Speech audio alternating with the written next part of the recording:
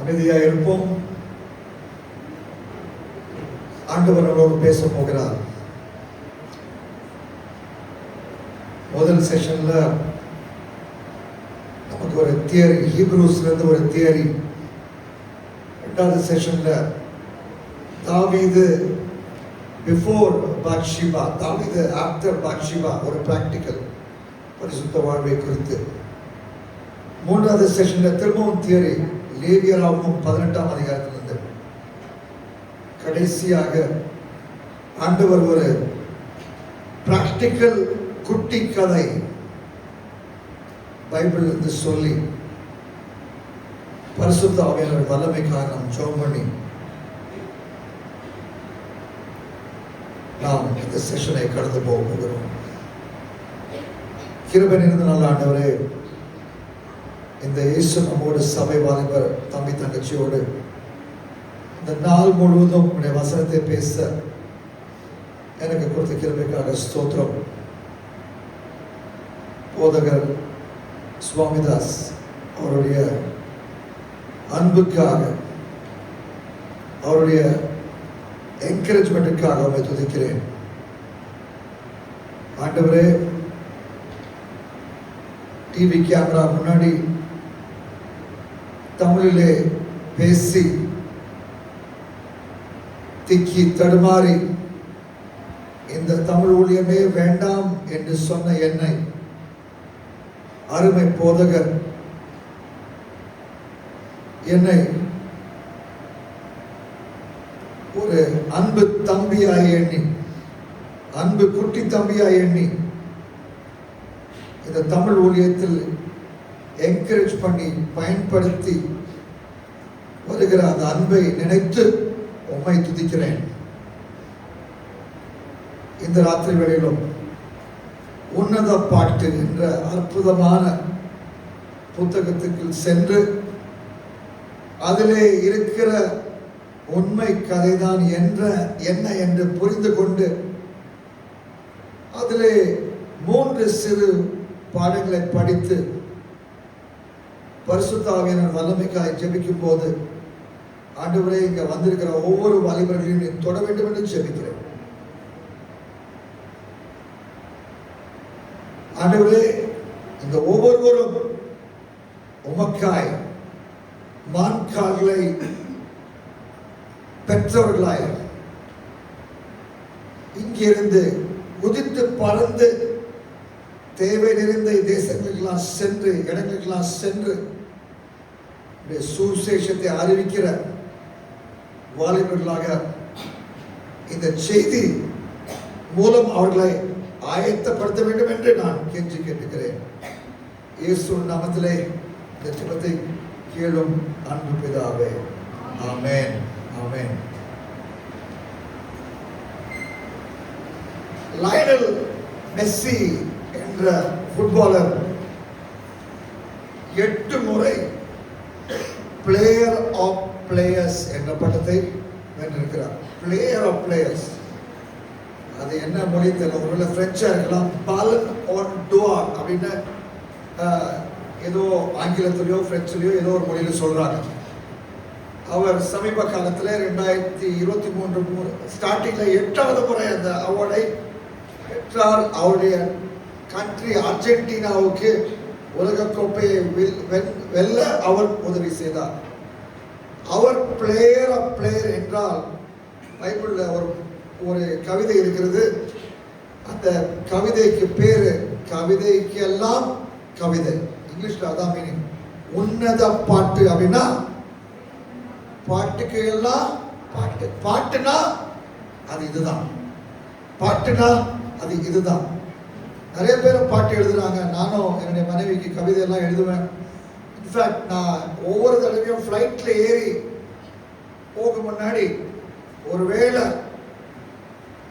அதை ஆண்டவர் அனுமதிக்க மாட்டார், ஆனால் அனுமதிக்கலாம், அவருடைய சித்தம் எப்படி இருக்கு தெரியாது. ஒருவேளை அந்த ஃப்ளைட் கிராஷ் ஆச்சுன்னா என்னுடைய போன்ல இருந்து அந்த ஃப்ளைட் டேக் ஆஃப் பண்ணும்போது என்னுடைய மனைவிக்கு ஒரு காதல் கவிதையை நான் எழுதுவது பழக்கம். நான் நிறைய கவிதை அப்படி எழுதியிருக்கேன்.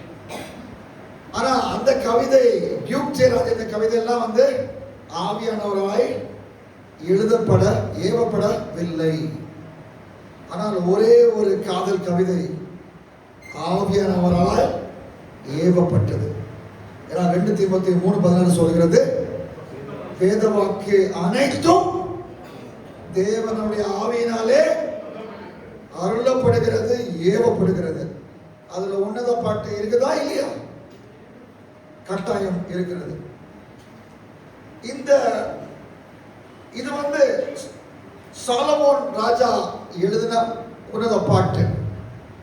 இது யாருக்காக அவர் எழுதினான் என்றால், நான் நினைக்கிறேன், நான் சொல்ல முடியும், வாலிப தம்பி தங்கச்சிகளுக்காக எழுதினார். ஏன் என்று சொல்கிறேன்.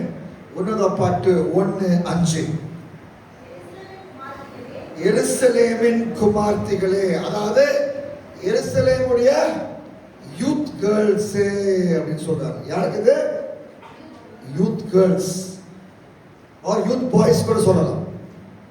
உன்னத பாட்டு 2:7 வாசித்து பாருங்கள். எருசலேமின் குமார்த்திகளே 2வது தடவை. உன்னத பாட்டு 3:5 வாசித்து பாருங்கள். எருசலேமின் குமார்த்திகளே 3வது தடவை. உன்னத பாட்டு 3:10. எருசலேமின் குமார்த்திகளே 4வது தடவை. உன்னத பாட்டு 5:8 இருக்குதா? எருசலேமின் குமார்த்திகளே. உன்னத பாட்டு 5:16. எருசலேமின் குமார்த்திகளே. உன்னத பாட்டு 8:4. 6 தடவை வேதம் சொல்லுகிறது. இந்த புத்தகம் அடிக்கடி எருசலேமின் குமார்த்திகளை, அதாவது அந்த காலத்தில் இருக்கிற யூத் பசங்களை அவங்களுக்கு நேராக ஒரு செய்தியை கொண்டு வருகிறது. ஆனா இந்த செய்தியை படித்து நம்ம புரிய மாட்டேங்கிறோம். ஏன்னா அதுல நினைக்கிறோம், ஐயோ இதெல்லாம் பப்ளிக்கா பேசுவாங்களா அப்படின்னு நம்ம ரொம்ப வெட்கப்படுறோம். எதுக்கு வெட்கப்படணுமோ அதுக்கு வெட்கப்பட மாட்டேங்கிறோம்.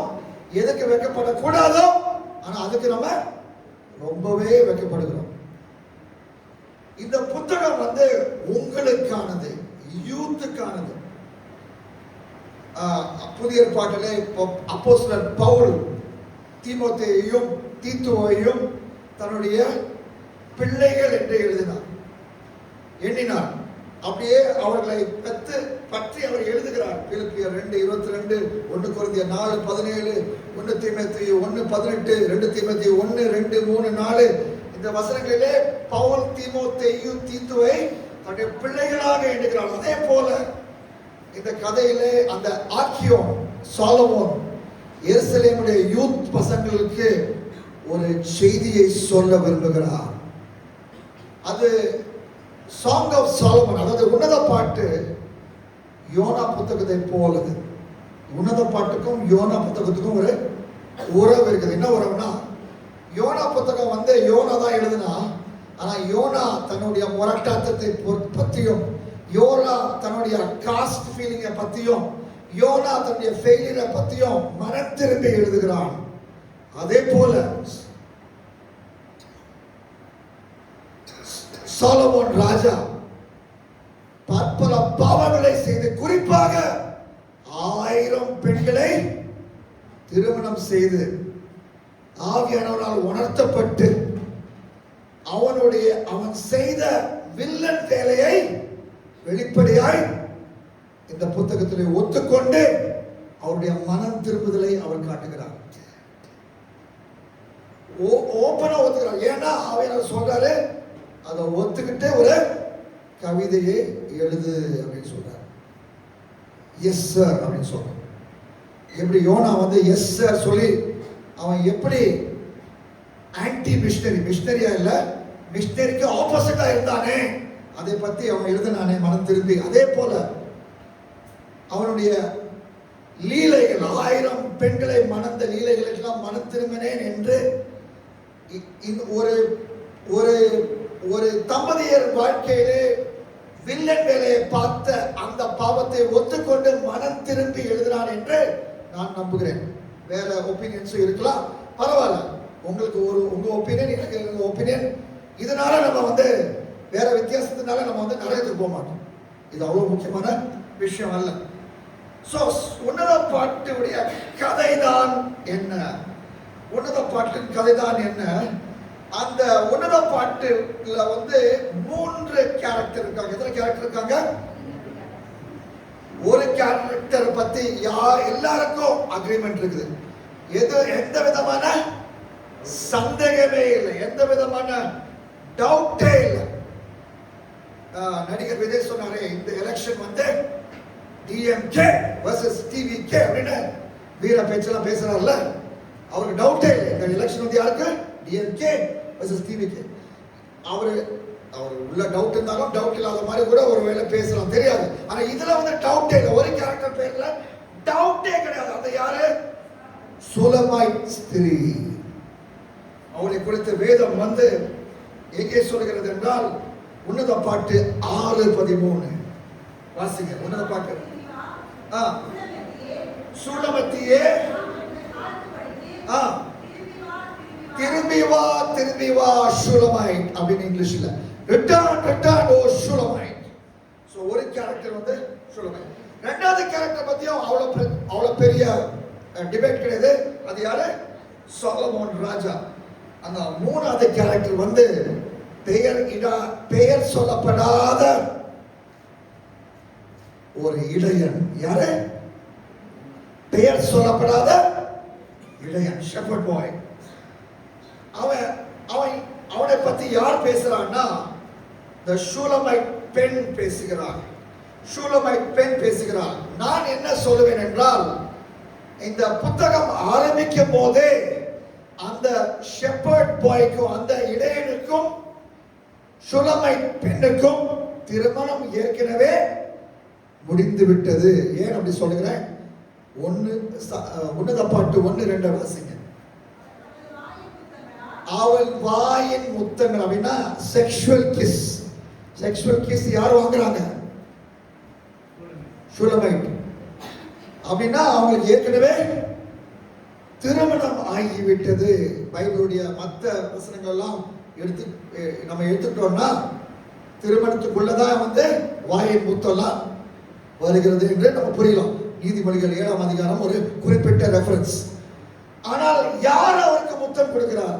அதுதான் கேள்வி. அதே அதிகாரத்தை முழுவதுமா வாசிக்கலாம். உன்னத பாட்டு 1ஆம் அதிகாரத்தில் வாசிக்கும் போது 7ஆம் வசனத்தை வாசிங்க. முக்கியமான வசனம். உன்னத பாட்டு 1:7. என் ஆத்தும நேசரே, உம்முடைய மந்தை. சுலமைட் ஸ்திரீக்கு புருஷனுக்கு வந்து என்ன இருக்குது? மந்தை இருக்கிறது. அவன் ஒரு இடையன்.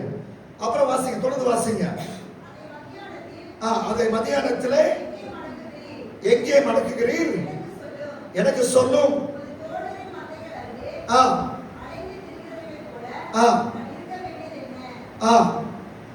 அதாவது இங்கிலீஷ்ல வந்து why should I be like the one who veils herself beside the flocks of your companions? அப்படின்னா உங்களை பார்க்கிறதுக்கு உங்க மந்தை இருக்கிற ஏரியாவுக்கு ஏன் நான் வந்து பர்தா போட்டுட்டு நான் வரணும்? ஏன் பர்தா போட்டு வரணும்? ஏன் பர்தா போட்டு வந்தானா, சாலமோன் ராஜா இவனை வலை வீசி தேடுறாரு. ஏன்னா சாலமோன் ராஜாக்கு அந்த சூலமைட் ஸ்திரிய 1001st வைஃபோ 61வது வைஃபோ எத்தனாவது வைஃபோ ஆக்கிறதுக்கு ரொம்ப இன்ட்ரெஸ்ட். அதனால இவங்க பதுங்கி புருஷனும் மனைவியா இருந்தா கூட அவங்க பதுங்கி பர்தா போட்டு அவங்க மீட் பண்ண வேண்டிய சிச்சுவேஷன். அதுதான் என்னுடைய புரிதல், என்னுடைய view point. Song of songs 1:7. அப்புறம் உன்னத பாட்டு 1:8 வாசிங்க. ஸ்ரீகளின் ரூபவதியே. இது யார் பேசுறது? நண்பர்கள் பேசுகிறார்கள், தோழிகள் பேசுகிறார்கள். அவர்கள் என்ன சொல்கிறார்கள்? அவ என்ன செய்யறான்? அந்த சூலமைட் ஸ்திரீ என்ன செய்யறான்? மந்தையின் காலடிகளிலே அவள் தொடர்ந்து போறிய. மந்தையின் காலடியில போறான். அப்படி போனா அந்த காலடி எல்லாம் முடிகிற இடத்துல யார் இருப்பாங்க? தன்னுடைய புருஷன், அந்த இடையன் இருப்பான். இத பத்தி பேசிக்கொண்டே போலாம். நான் என்னுடைய வாதம் என்னவென்றால், இந்த காதல் கதை ஒரு திருமணமான தம்பதியரை குறித்து. புருஷன் ஒரு இடையன், அந்த இளம் பெண், திருமணமான இளம்பெண் அந்த சூலமை ஸ்திரீ. இந்த கதையிலிருந்து 3 சிறிய செய்தி ஆண்டவர் பேச போகிறார். முதலாவது, அவன் ஒரு பெர்ஃபியூம்னா வாசனை கொடுக்கும் ஒரு எண்ணெய். அவன் ஒரு வாசனை கொடுக்கும் எண்ணெய். உன்னத பாட்டு 1:3. அவங்க 2வது வசனத்துல கிஸ் கொடுக்கறாங்க. ஆனா 3வது வசனத்துல அவங்களுடைய சென்ட் அம்மாவுக்கு வந்து நல்லாவே ஃபீல் பண்ண முடியுது. அவரோட சென்ட் என்ன இருக்குது, எப்படி இருக்குது வாசிங்க. 3வது வசனம் வாசிங்க. உன்னுடைய பரிமள தைலங்கள் இன்பமான அவர் சென்ட் அடிச்சு தான் வராரு. ஏன்னா மனைவியோட சந்தோஷமா நெருக்கமா இருக்கிறாரு. ஆனா அந்த சென்ட்டோட அவருடைய நேம், அவருடைய ரெப்யூட்டேஷன் இன்னும் பயங்கரமா ஸ்வீட்டா இருக்குது.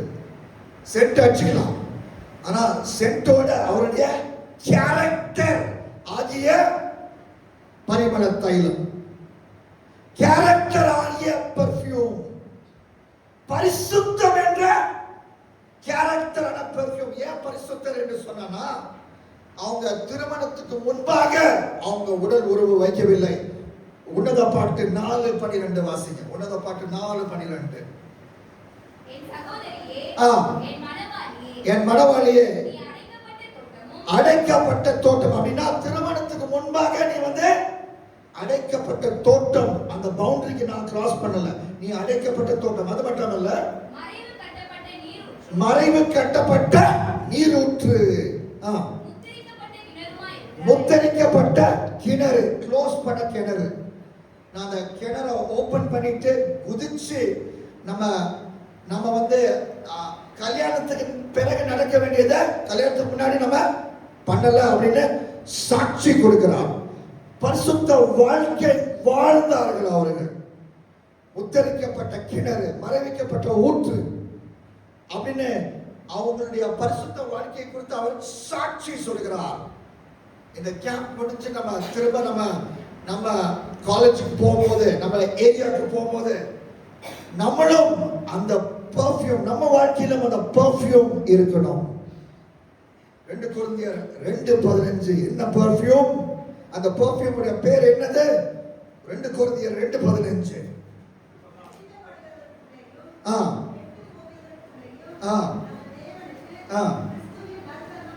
கிறிஸ்துவின் நற்கந்தம், the aroma of Christ. இயேசுவுடைய அரோமா உங்க வாழ்க்கையில இருக்க வேண்டும். அதாவது நீங்க ஒரு இடத்துக்கு போனீங்கன்னா, நான் இயேசுவுடைய அரோமா போட்டிருக்கேன்னு சொல்ல மாட்டேன். ஃபார் எக்ஸாம்பிள், நான் காலையில எந்திரிச்சுட்டு எனக்கு என்னுடைய மனைவிக்கு வந்து ஒரு முத்தம் கொடுக்க நினைச்சேன்னா, முதலாவது அவங்க சொல்லுவாங்க, பல்ல தேய்ச்சிட்டு வாங்க. நான் சொல்லவே இல்லையே நான் பல் தேய்க்கலன்னு. ஆனா அவங்களுக்கு தெரியுது, இங்க இருந்து வாடை வருது. இந்த வாடை பேசாமலே பேசுது. அதாவது ஒரு இடத்துக்கு போனீங்கன்னா, இயேசுவின் நற்கந்தத்தை நான் போட்டிருக்கேன், நீங்க வாயத்திலிருந்து சொல்ல தேவையில்லை. உங்களுடைய நடத்தை, பரிசுத்த வாழ்க்கை, வித்தியாசமான வாழ்க்கை, இயேசுவின் நற்கந்தத்தை நீங்கள் வைத்திருக்கிறீங்க அப்படின்னு காட்டணும். அந்த மாற்றத்தை யார் கொண்டு வருவார்? பரிசுத்த ஆவியானவர். 2 கொரிந்தியர் 3:18 வாசித்து பாருங்க. நாம் எல்லாரும் கர்த்தருடைய மகிமையை கண்டு ஆவியாய் இருக்கிற கர்த்தரால், பரிசுத்த ஆவியானவரால், அந்த சாயல் தானே மகிமையின் மேல் மகிமையை நாம் அடையபடிக்கு யார் நமக்கு உதவி செய்யலாம்? பரிசுத்த வாழ்க்கையில இன்னும் பரிசுத்தப்படுறதுக்கு ஒரே ஒருத்தர் தான் நமக்கு உதவி செய்ய முடியும். அது யாரு? பரிசுத்த ஆவியானவர். அந்த பெர்ஃபியூம் ஸ்மெல் ஸ்ட்ராங்கா அடிக்கணும்னா யாரால நிறைஞ்சிருக்கணும்? ஆவியானவரால் நிறைஞ்சிருக்கணும். ஆவியானவரால் நிறைஞ்சிருக்கணும். அதுதான் முதலாவது செய்தி. முதலாவது செய்தி என்னது? அவர் வந்து ஒரு வாசனை, இஸ் a perfume. இரண்டாவது வந்து she preserves. அவள் give up பண்ணல. அவள் give up பண்ணல. அவ வந்து விட்டு கொடுக்கல. வாழ்க்கையில பிரச்சனை வந்துச்சு அவளுக்கு, ஆனா அவ விட்டு கொடுக்கல. வாழ்க்கையில நல்ல பிரச்சனை வந்துச்சு, அவ விட்டு கொடுக்கல. நான் சாலமோன் ராஜா ஒரு இன்ட்ரெஸ்டிங்கான ஒரு காரியத்தை சொன்னான். பிரசங்கி 7:28 வாசிங்க. பிரசங்கி 7:28. என் மனம் இன்னும் உன்னை தேடுகிறது, அதை நான் இன்னும் கண்டுபிடிக்கவில்லை. 1000 பேர்ல ஒரு புருஷனை கண்டேன், இவர்கள் எல்லாருக்குள்ளும் ஒரு ஸ்திரியை காணவில்லை. என்ன சொல்றாருன்னா, இங்கிலீஷ்ல வாசிக்கும் போது புரியுது. 1000 பேர்ல ஒரு நல்லவனை பார்த்தாரா ஆண்களுக்கு மத்தியில, ஆனா 1000 லேடிஸை தேடி பார்த்தாலும் அதுல வந்து ஒருத்தரும் நல்லவங்களா இல்லையா. ஏன்னா பொடி வச்சு பேசுறாரு. 1000 பெண்களுக்கு நான் வந்து என்ன கல்யாணம் பண்ணிக்கோன்னு சொன்னேன், நானே கல்யாணம் பண்ணிக்கோன்னு சொன்னேன், எனக்கு 1000 பேரும் எஸ் சொன்னாங்க. ஏன்னா இந்த அம்மா, இந்த ஷூலமைட் ஸ்திரீ, 1001வது ஸ்திரீ, ராஜா என்னை விபச்சாரத்துக்கு கூப்பிட்டாலும் வேண்டாம் என்று சொல்லுவேன்.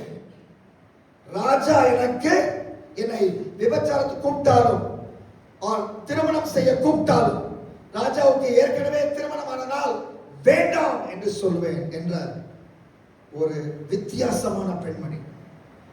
ஆனால் அப்படி எடுத்த அந்த டிசிஷன்னால அவங்களுக்கு ரொம்ப துன்புறுத்தல். என்ன துன்புறுத்தல் என்றால், நான் அதை பற்றி நான் பேசுகிறேன். என்ன துன்புறுத்தல்? உன்னத பாட்டு 8:6. உன்னத பாட்டு 8:6.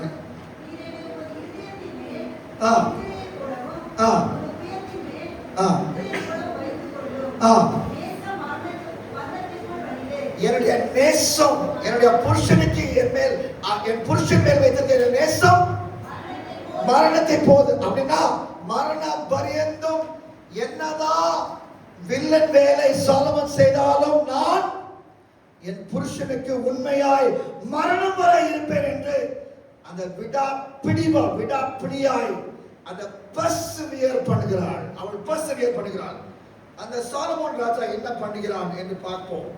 உன்னத பாட்டு 5:7.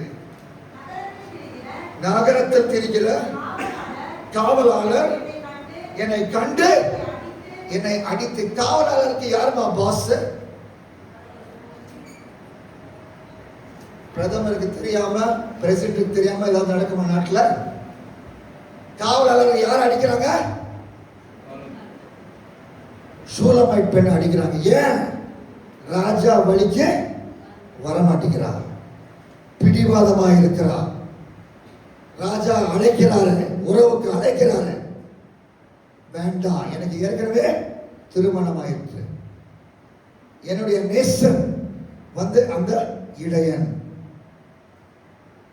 அவனுக்கு தான் மரணம் வரை உண்மையாய் இருப்பேன் என்று.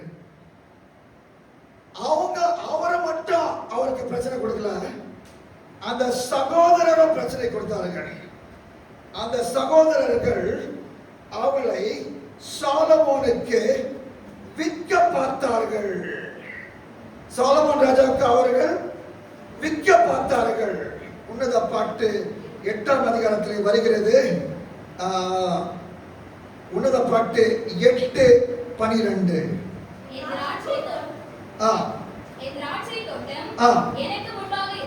எனக்கு முன்பாக உடையது, எனது திராட்சை தோட்டம் என்னுடையது.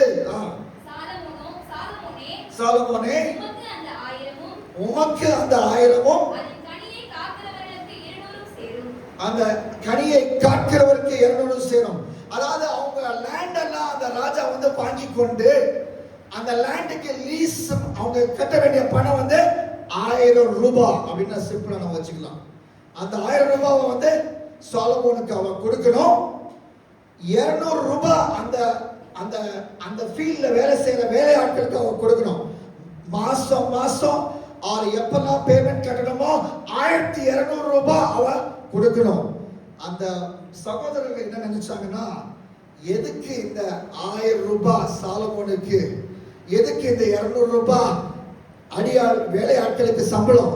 நீ சாலமோன் ராஜாவை கல்யாணம் பண்ணிட்டீனா இதெல்லாம் ஒண்ணுமே பே பண்ண தேவையில்லை, இதெல்லாம் ஒண்ணுமே பே பண்ண தேவையில்லை அப்படின்னு அந்த சகோதரர்கள் அவளை சாலமோன் ராஜாவை திருமணம் பண்ண அவர்கள் என்கரேஜ் பண்ணார்கள் என்று நான் நம்புகிறேன். சோ சகோதரர்கள் அவளை செல் பண்ண நினைத்தார்கள்.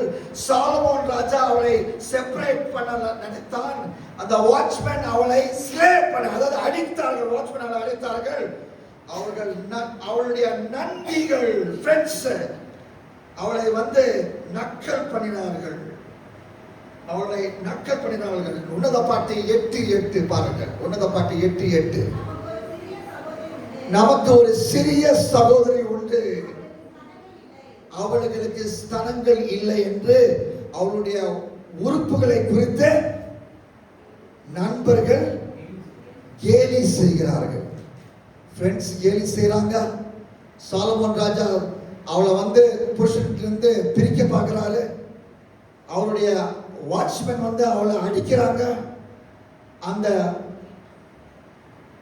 அவருடைய சகோதரர்கள் எப்படியாவது இந்த பேமெண்ட்டுடைய அந்த பண ஆசை பிடித்து எப்படியாவது சாலமோன் ராஜாவுக்கு தன்னை விற்க நினைக்கிறார்கள். அதனாலதான் அந்த 8வது அதிகாரத்தில் வரைக்க சொல்றா, என்னுடைய அந்த என்னுடைய அன்பு என்னுடைய அன்பு விலை உயர்ந்தது, அதற்கு பணம் கொடுத்து என்னுடைய அன்பை யாராலும் வாங்க முடியாது. பைபிள் பிரகாரம் பைபிள் காலத்துல புருஷன் தான் பெண்ணுக்கு டவுரி கொடுப்பான். டவுரி கொடுக்கிறது தப்பு. டவுரி கொடுப்பதோ டவுரி கேட்பது தப்பு, அது நமக்கு தெரியும். ஆனா பைபிள் டைம்ல ஆதியாகமம் 24 அதிகாரத்துல நம்ம பார்த்தா அந்த மனுஷன் அந்த மேன் தான் தருவான். சோ சாலமோன் ராஜாவை அவங்க திருமணம் பண்ணாங்கன்னா அவங்களுக்கு நல்ல பணம் கிடைக்கும். ஆனா அவ சொன்னா, என்னுடைய அன்பு அந்த இடையின் மேல இருக்கிற அன்பு தூய்மையானது, அது விலை உயர்ந்தது, அது பணத்தாலே வாங்க முடியாது அப்படின்னு அவன் சொல்லுகிறாள். இப்ப இது என்ன குறிக்கிறதுன்னா, நம்ம கிறிஸ்தவ வாழ்க்கையில பல பிரச்சனைகள் வரும், பல சோதனைகள் வரும், பல இன்னல்கள் வரும், பல இக்கட்டுகள் வரும், பல எள்ளி நகையடைகள் வரும். நீங்க இயேசுவுக்காக உங்க கல்லூரியில வாழ்ந்தீங்கன்னா, இயேசுவுக்காக உங்க வேலை ஸ்தலத்தில் இருந்தீங்கன்னா உங்களை கிண்டல் கேலி செய்வார்கள். அப்பொழுது உங்களுக்கு துணை நிற்பவர் யார்? பரிசுத்த ஆவியானவர். பரிசுத்த ஆவியானவர். அப்போஸ்தலர் நடவடிக்கைகள் இல்ல, அப்போஸ்தலர்கள்.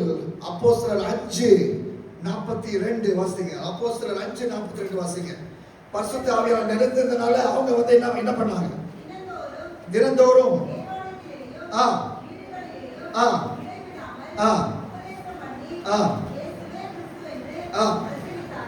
தினந்தோறும் பிரசங்கித்தார்கள். 41 அவர்கள் நாமத்துக்காக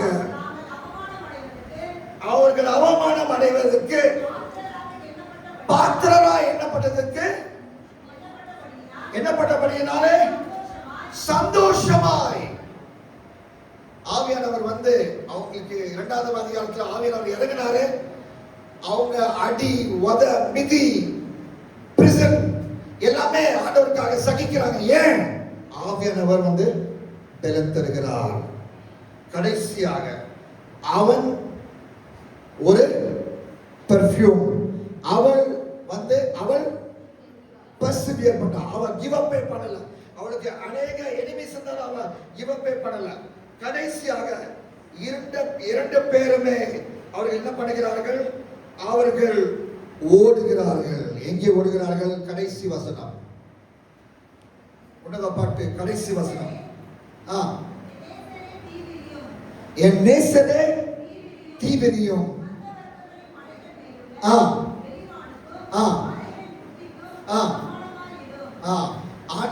கடைசியாக என்ன பிளான் பண்றாங்கன்னா, அவங்க இருவரும் குடும்பமாய் ஓடி போக விரும்புகிறார்கள். ஏன்னா சாலமோன் ராஜாவுடைய தொல்லை தாங்க முடியல. ஓடி போய் அந்த மலை மேலே ஏறி அந்த மலை மேலே அவங்க ஆண்டவருக்காக சாட்சியாக இருக்க தீர்மானிக்கிறார்கள். அதுதான் ஆண்டவர் உங்கள்கிட்ட கேட்கிறாரு. அப்போஸ்தலர் 1:8 என்ன சொல்கிறது? அப்போஸ்தலர் 1:8 வாசிங்க. சீக்கிரம். பரிசுத்த ஆவி உங்கள் மேல் வரும்போது நீங்கள் பலன் அடைந்து எருசலேமிலும் யூதேயாவிலும் சமாரியாவிலும் பூமியின் கடைசி வரையும் எனக்கு சாட்சிகளாய் இருப்பீர்கள். ஆண்டவருக்காக இடம் இடம் சென்று சாட்சியாக நிறுத்த உங்களை எக்விப் பண்ணுகிறவர் ஆவியானவர். என்னுடைய ஸ்கூல் டேஸ்ல 11th ஸ்டாண்டர்ட்ல நினைக்கிறேன், ஒரு டிராமால ஒரே ஒரு லைன் தான் சொல்லணும். அந்த லைனை வந்து நான் 2 மணி நேரம் 3 மணி நேரம் மனப்பாடம் பண்ணி நான் ஸ்டேஜ் ஏறினேன். அந்த ஸ்டேஜ், அந்த டிராமால ஒரு பொண்ணு இருந்தா, ஒரு அழகான ஒரு பொண்ணு. அவ என்னைக்கு எப்ப ஸ்டேஜ் ஏறினாலும் நான் மனப்பாடம் பண்ண லைன் எல்லாம் மறந்துட்டு என்ன நானே ஒரு கோமாளி ஆக்கிட்டு டிராமா போயிட்டு நான் வீட்டுக்கு போயிட்டு வளர்நாள் போட்டு ஆண்டவர்கிட்ட சொன்னேன், ஆண்டவரே என்ன வேணா உமக்கு செய்யறேன், ஆனா ஸ்டேஜ்ல மட்டும் ஏற மாட்டேன் அப்படின்னு சொன்னேன், ஜோ பண்ணேன். ஆனா ஆண்டவர் நம்ம ஜெபத்துக்கு பதில் தராம இருக்கிறாரே, அதற்காக நான் நன்றி சொல்லுகிறேன். நீங்க நன்றி சொல்லியிருக்கீங்களா? ஆண்டவர் உங்க ஜெபத்துக்கு பதில் தரலன்னா அதுக்கு ரொம்ப சந்தோஷமா நீங்க நன்றி சொல்றீங்க. ஏன்னா நம்ம குறுகிய பிரெயின்ல நம்ம ஆண்டவர்கிட்ட ஏதோ கேட்கிறோம், நமக்கு தெரிஞ்ச மாதிரி கேட்கிறோம்.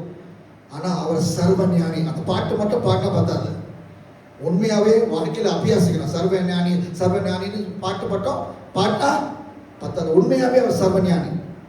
சர்வஞானினா ஒரு அற்புதம் நம்ம விரும்புற மாதிரி அற்புதம் செய்ய மாட்டாரு, அவர் நினைக்கிற மாதிரி அற்புதம் செய்வார். எபிரேயர் 2:4 அற்புதங்கள் அவருடைய சித்தத்தின்படி நடக்கும், நம்முடைய இஷ்டப்படி நடக்காது. கேட்கறது வந்து தப்பு கிடையாது. நான் சொன்னேன், ஸ்டேஜ் மட்டும் வேணும், வேற எல்லா வேலையும் நான் செய்யறேன். வீடியோ எடுக்கிறேன், வீடியோ ரெக்கார்ட் பண்றேன், எடிட் பண்றேன், எல்லாம் நிறைய டிரைவிங் பண்றேன், ப்ரீச்சரை டிரைவிங் பண்றேன்.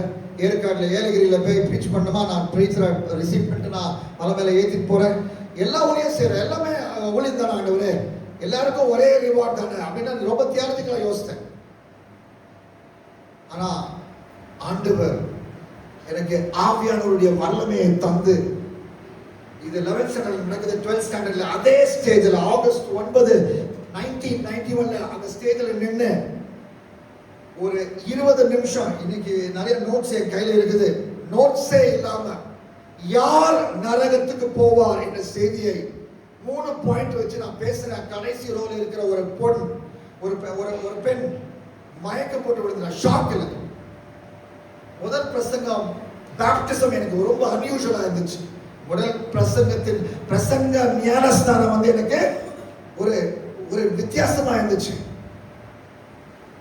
ஆண்டவர் அங்கே இன்னொரு ஒரு ரோல ஒருத்தர், எனக்கு அப்ப தெரியாது, நான் ஆல்டர் கால் கொடுத்து நான் வந்து சின்னஸ் பிரேயர்ஸ் நடத்துறேன். அப்புறம் நான் ஸ்கூல்ல முடிச்சுட்டு நான் காலேஜ் இன்ஜினியரிங் படிச்சேன், பைபிள் காலேஜ் போனேன், யூத் பாஸ்டரா இருந்த, மிஷனரியா இருந்தேன், என்னுடைய சொந்த ஸ்தாபனத்தை வேலை பார்த்துட்டு ஆரம்பிச்சேன். அப்புறம் என்னுடைய சொந்த ஸ்தாபனத்தை ஃபுல் டைம் மினிஸ்ட்ரி ஆனேன். அப்புறம் அந்த லாஸ்ட் ரோல உட்கார்ந்து இருந்த ஒரு 11th ஸ்டாண்டர்ட் பாய் சொல்றான், அன்னைக்கு நீங்க பிரசங்கம் பண்ணீங்களே டியூக், நான் என் வாழ்க்கையை ஒப்பு கொடுத்திருக்கிறேன், நான் முழு நேர ஊழியத்தில் இருக்கிறேன். எனக்கு இதெல்லாம் நடக்கும் தெரியாது. நான் நினைச்சேன் எனக்கு முடியாது, எனக்கு ஸ்டேஜ் ஃபியர், எனக்கு கேர்ள்ஸை கண்ட பயம், நான் வந்து எக்ஸ்ட்ரோவர்ட் கிடையாது, நான் வந்து சார்மிங்கா பேச முடியாது, நான் வந்து என்டர்டெய்னிங்கா பேச முடியாது, என்னால முடியாது அப்படின்னு நினைச்சேன். ஆண்டவர் ஆவியானவருடைய வல்லமையை தந்து கிருபையாய் பயன்படுத்துகிறார். என்னை பயன்படுத்தின ஆண்டவர் உங்களையும் அவருடைய அனாதி திட்டம் தீர்மானத்தின்படி உங்களையும் ஆவியானவர் வல்லமையை கொடுத்து பயன்படுத்துவார். அதுல எந்த விதமான சந்தேகமே இல்லை. ஹல்லேலூயா. இந்த பரிசுத்த ஆவியானவரை நம்ம எப்படி பெற்றுக்கொள்வது? How can we receive the Holy Spirit? லூக்கா 11:13 வாசிங்க. லூக்கா 11:13.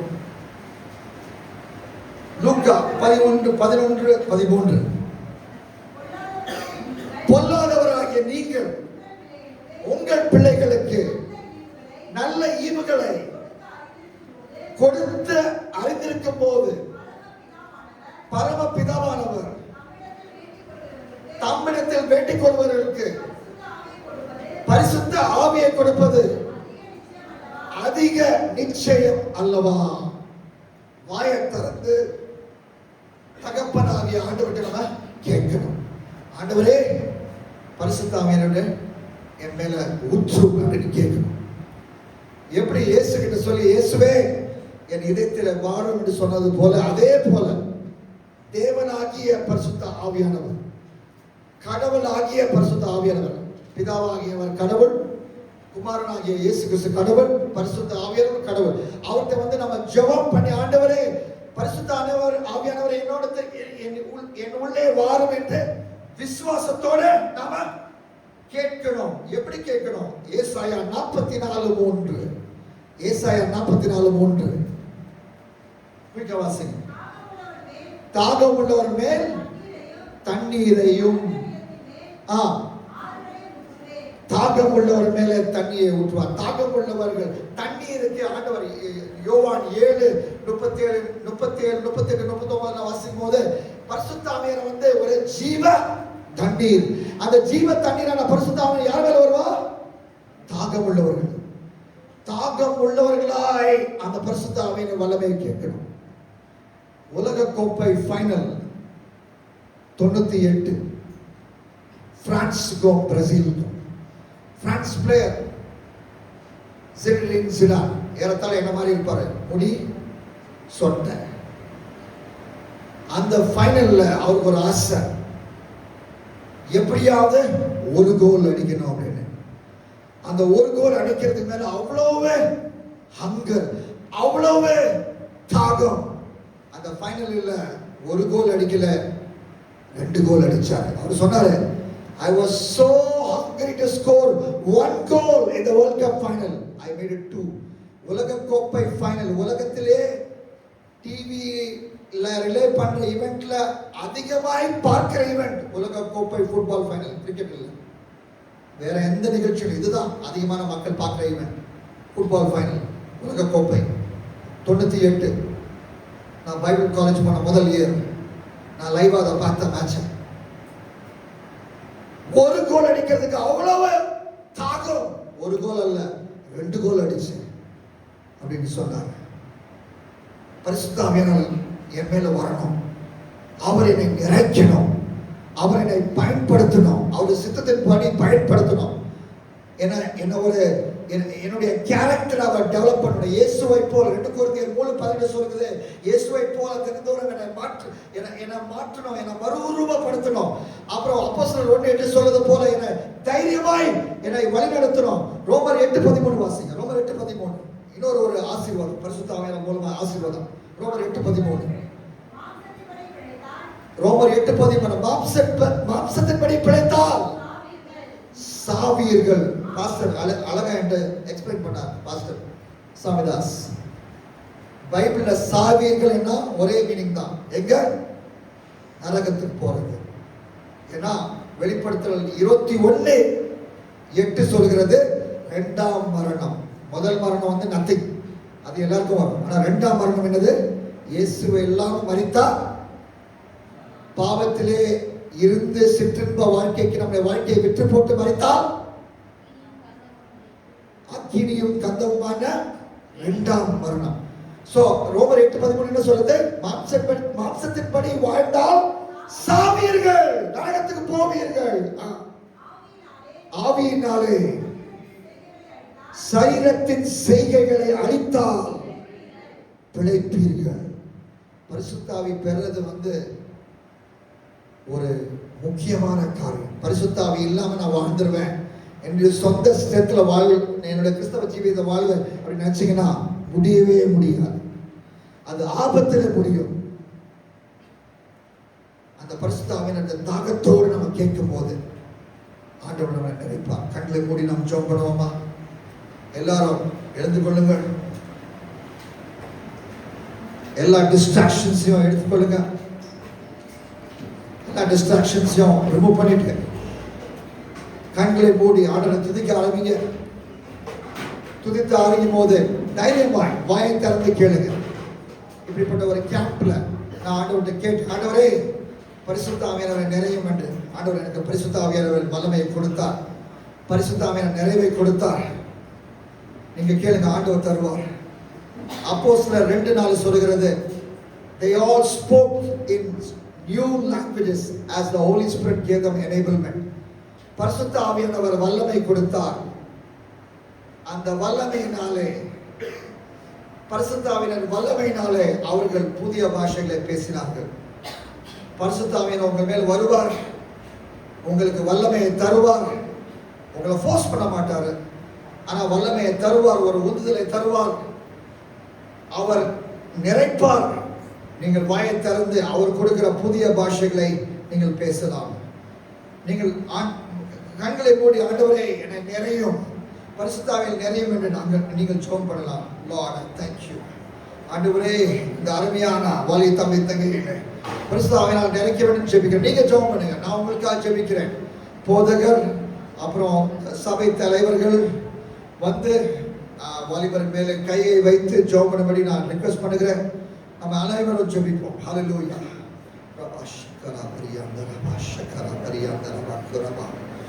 ஆண்டவரே, உம்முடைய ஆவியின் வல்லமையை இந்த அருமையான தம்பி தங்கச்சி மேல ஊற்ற வேண்டும் ஜெபிக்கிறேன். ஆண்டவரே, தைரியமா ஒரு விடுதலையோடு, எங்கே ஆவியானவர் உண்டோ அங்கே விடுதலை உண்டு. விடுதலையோடு ஜெபம் பண்ணுங்க. How much more will your heavenly Father give the Holy Spirit to those who ask Him? கேளுங்க, ஆண்டவரே எனக்கு பரிசுத்த ஆவியின் வல்லமை வேண்டும், பரிசுத்த ஆவியின் வல்லமை வேண்டும் அப்படி கேட்டால் அவர் தருவார். தாகத்தோடு கேட்டால் அவருடைய ஆவியை ஊற்றுவார். பெற்றுக்கொண்டு அவர் தந்த பாஷைகளிலே தைரியமாய் பேசுங்கள், தைரியமாய் பேசுங்கள், ஆவியிலே நிறையுங்கள். ஹல்லேலூயா. கரபா ஷதரா வரி கரபா யாந்தரா வரி கரபா ஷிகாரி யாந்தரா அஷ்ரா வரி கரபரபா.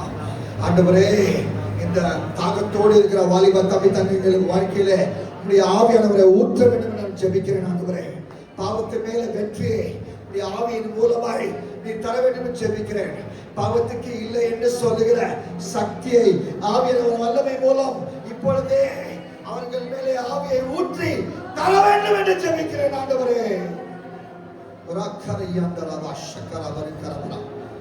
தீத்து 2ஆம் அதிகாரத்திலே 11ஆம் வசனம் 12ஆம் வசனம் சொல்லுகிறது, ஆவியானவர் மூலமாக ஆண்டவருடைய கிருபை நம்ம மேல வருகிறது. பாவத்துக்கு இல்லை, இச்சைகளுக்கு இல்லை என்ற வரம், அந்த வல்லமை உங்கள் மேல் இறங்குகிறது. பெற்றுக்கொள்ளுங்கள். Receive the power of the Holy Spirit. இச்சைக்கு இல்லை, வல்லமையை ஊற்றுமையா, வல்லமையை